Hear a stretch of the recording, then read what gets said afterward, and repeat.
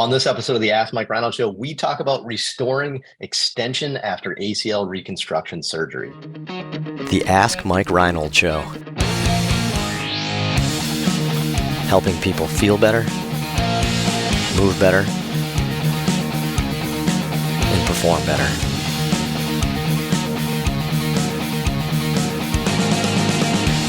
Before we get to the podcast, I wanted to make sure you knew about my free online course on the introduction to performance therapy and training.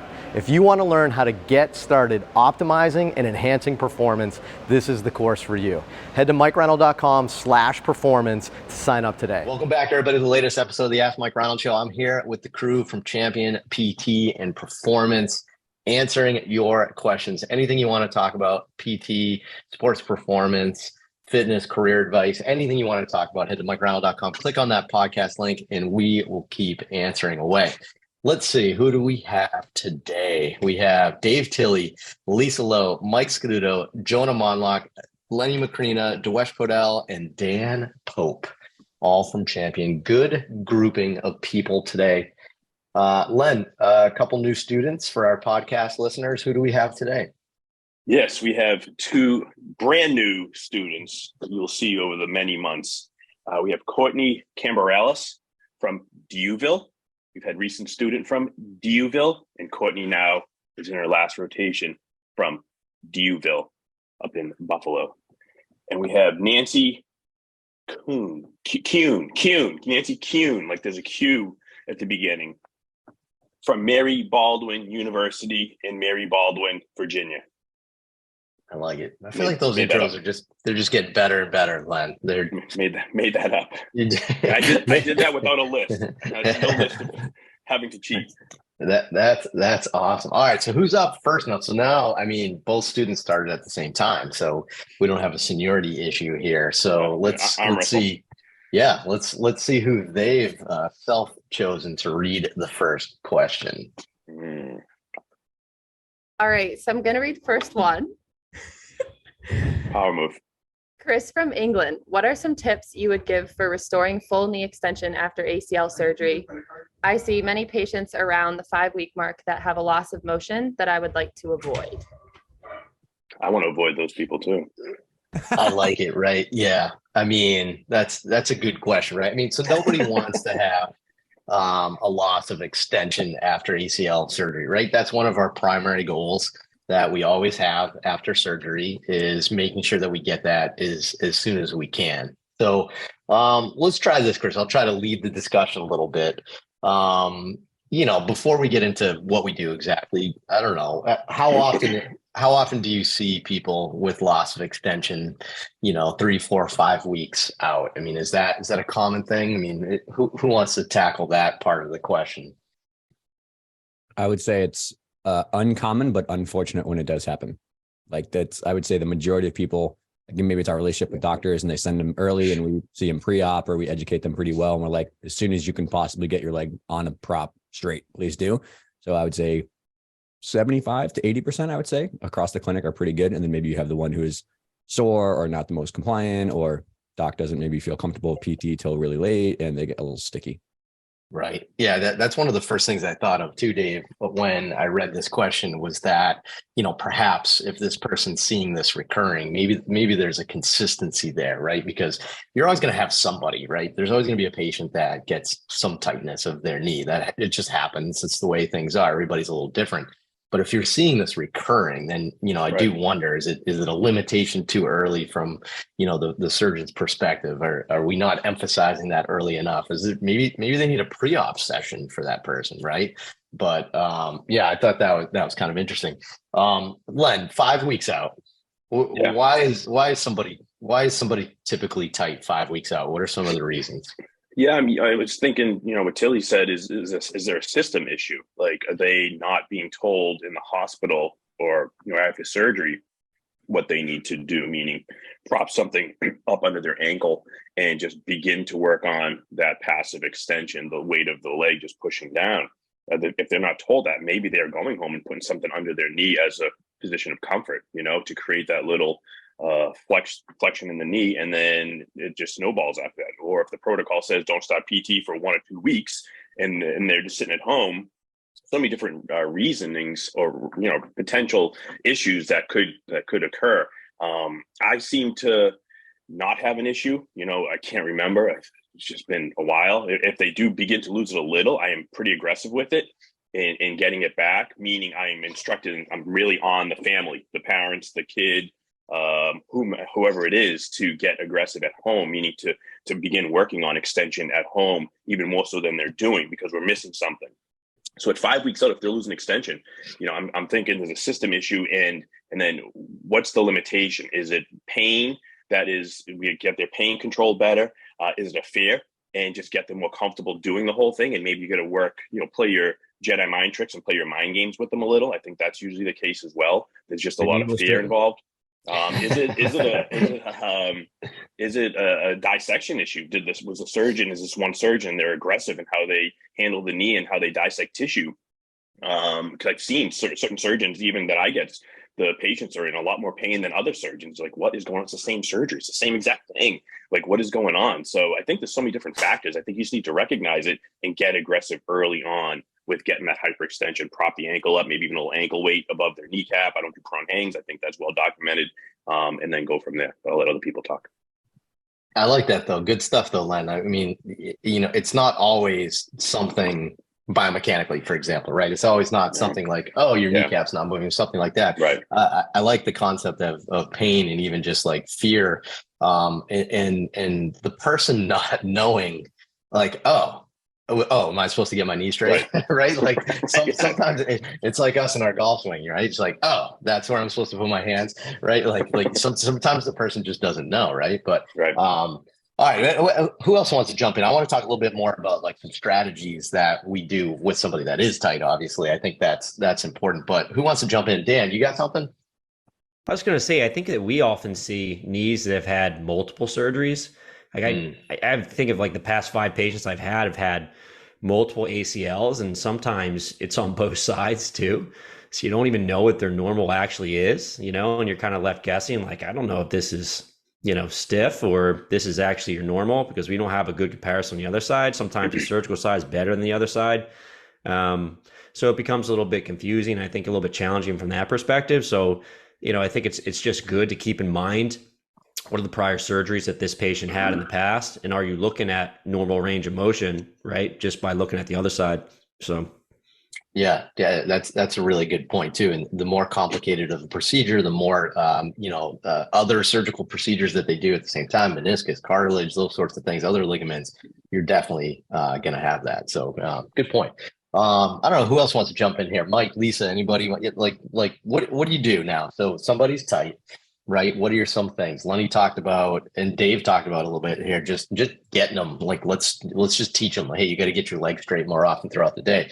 What other things do you do when you have somebody with a loss of knee extension? Mike, you want to start? Yeah, I would say the big things post-operatively is we really want to control and monitor swelling.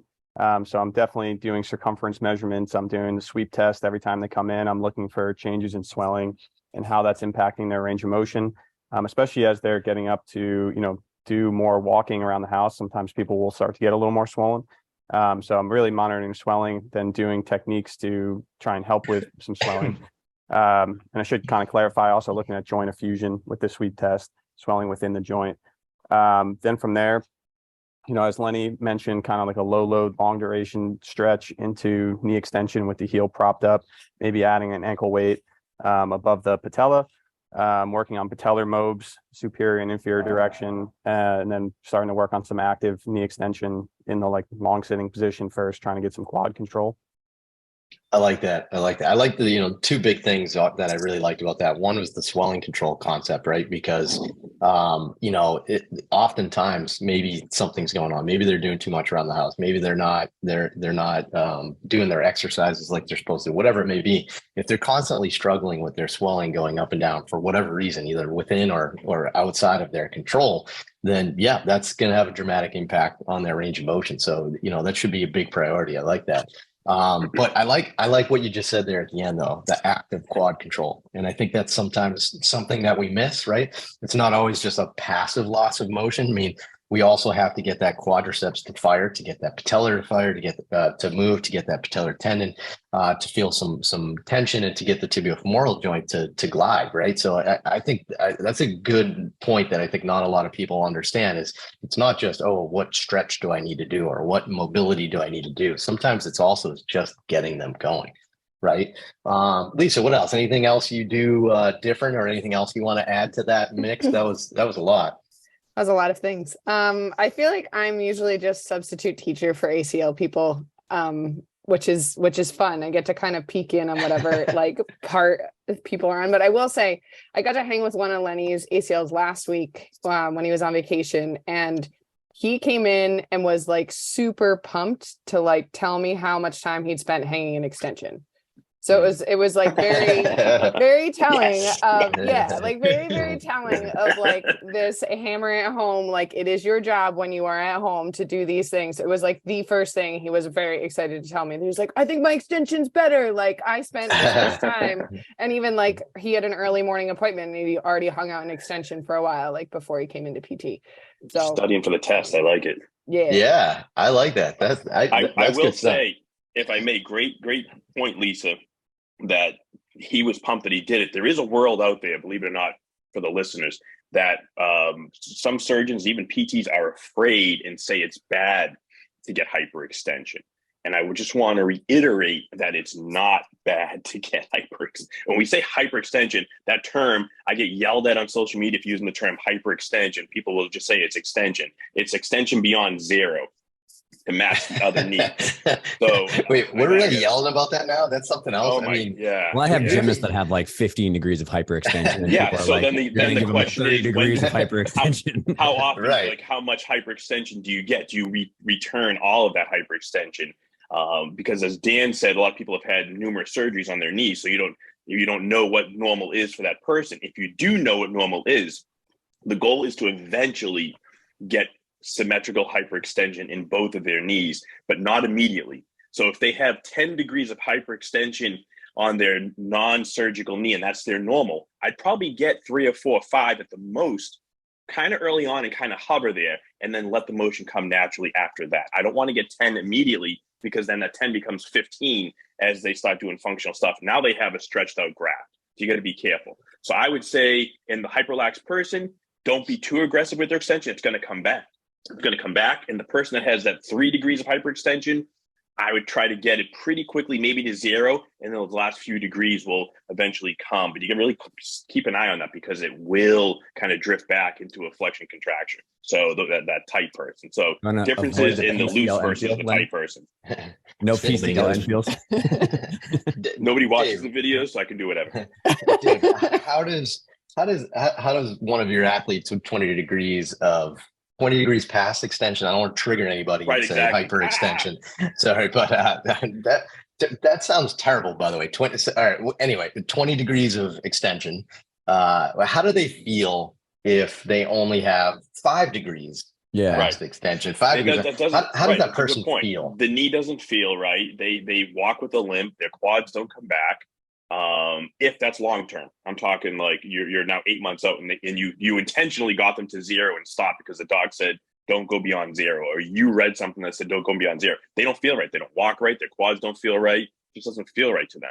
A lot of gymnastics too needs like a very straight-legged bound. Like think about just doing like pogo hops in place. So just stand up where you are and bend one knee 10 degrees and then hop in place. And try to do that right. Exactly. It doesn't make sense.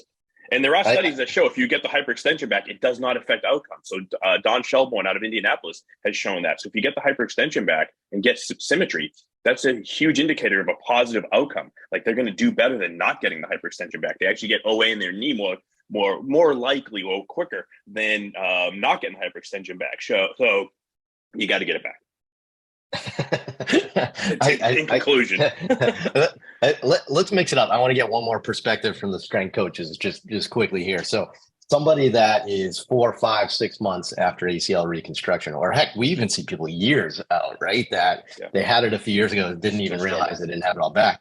Tell me a little bit about the importance of that for you, because obviously Dave just brought up a really good point, right? If you're trying to do athletic movements and you don't have full hyperextension, if you don't have the ability to lock out your knee, right, that's going to impact, triple extension. That's going to impact your ability to produce power. So tell me a little bit from the strength coach perspective of why that's a detriment and why that you see that cause problems in people in the gym. Who wants to start? Do you want to start? Yeah. Yeah, I mean, it's as simple, like you said, it affects triple extension and all of our power producing activities. So it's going to limit jumping, it's going to limit sprinting, it's going to limit aspects of cutting and changing direction and stuff. So, and we tend to, when they get back into training, let's say in a gym setting, and you do all these activities with suboptimal levels of, full hyperextension or extension, we'll call it, so we don't get in trouble. But if we do repetitive motions with not full extension on one side, but then extension on the other side, then we're going to have funky mechanics for a long, long time. And then it's obviously going to impact the outcomes and the outputs of sprinting, jumping, any explosive movement. So yeah, it'll for sure come up, and we've seen it. Yeah, for sure. Jonah, from your perspective, how does somebody, you have somebody down the road that doesn't quite have that? What are some of the things that you're going to see with them just trying to get through their training programs and their workouts? Can they get strong? Can they get powerful? What do you see? I would say a lot of just the kind of achiness and stuff that Lenny was talking about, that they like for the people who are way longer out, where they end up just not feeling as good when they're doing stuff, which makes it that much harder to push everything. And it can end up being something that's just kind of constantly on their mind. Similar, but we see it a lot with Tommy John guys who don't get full extension back in their elbow, where everything they do, they're like, I can't go all the way down on a pull-up or something like that, or whatever it is, for a breathing drill or hang anything, they're setting up slightly offset because one of their elbows doesn't fully extend, and it's on their mind for absolutely everything they do. Which I imagine is even that much worse when it's an ACL and it's your legs, because your feet are in contact with the ground on everything. So I think it just mentally is challenging as well. Yeah, makes sense. So awesome. So good stuff. Hopefully that helps, Chris.